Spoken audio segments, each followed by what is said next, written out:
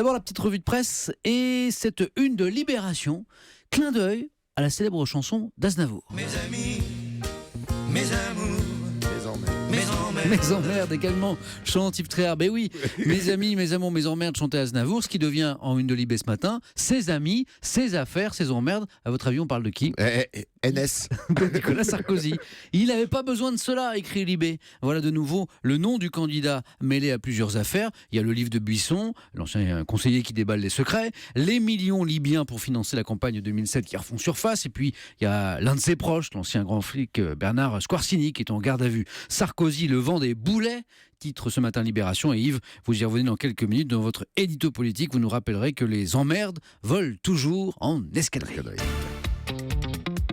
Votre journal, Yves Le Figaro, qui consacre également sa une à Nicolas Sarkozy pour constater que dans la course à la primaire, Juppé reprend l'avantage. Selon le dernier baromètre Kantar Sofres One Point, le maire de Bordeaux distance l'ancien président de 6 points au premier tour. Son avance s'accroît plus encore au second. Pourquoi? Analyse de Karine Marcet de Kantar Public. L'entrée officielle de Nicolas Sarkozy a suscité une dynamique dont les effets se sont partiellement dissipés. Autrement dit, l'effet blast, et vous le disiez tout à l'heure Yves, l'effet de souffle espéré par les partisans de Nicolas Sarkozy a été de courte durée. Quant à Alain Juppé, eh bien, il n'entend pas changer de stratégie, rapporte Le Figaro. Il a essuyé l'entrée en campagne de Sarkozy sans quasiment brancher. Eh bien, il accueille la nouvelle vague de sondages avec le même flegme. Pour le journal, les juppéistes, en fait, ont fait le slogan des Anglais au début de la Seconde Guerre mondiale, « Keep calm and carry on », restez calme et continuez. C'est fou ce qu'on fait dans sa voiture. Instructif. Article dans le Parisien aujourd'hui en France. Selon une étude réalisée pour Citroën, un Français passe dans sa voiture, écoutez bien, le chiffre est incroyable, au cours de sa vie en moyenne 3 ans et 10 mois. C'est dingue quand même. Quelle horreur. Ouais, quelle horreur. Le temps de faire combien de bébés? Le temps de Faire combien de bébés? Ah bah justement, parce qu'on fait plein de choses que de conduire dans sa voiture.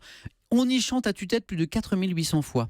On y mange sur le pouce près de 3000 fois. On y échange également plus de 3000 baisers. La voiture est également théâtre en moyenne de 141 fous rires, 43 crises de larmes, 79 disputes, 33 réconciliations. J'avais pas prévu d'en parler, mais puisque Yves pose la question, et on y fait en moyenne l'amour 2 ou 3 fois.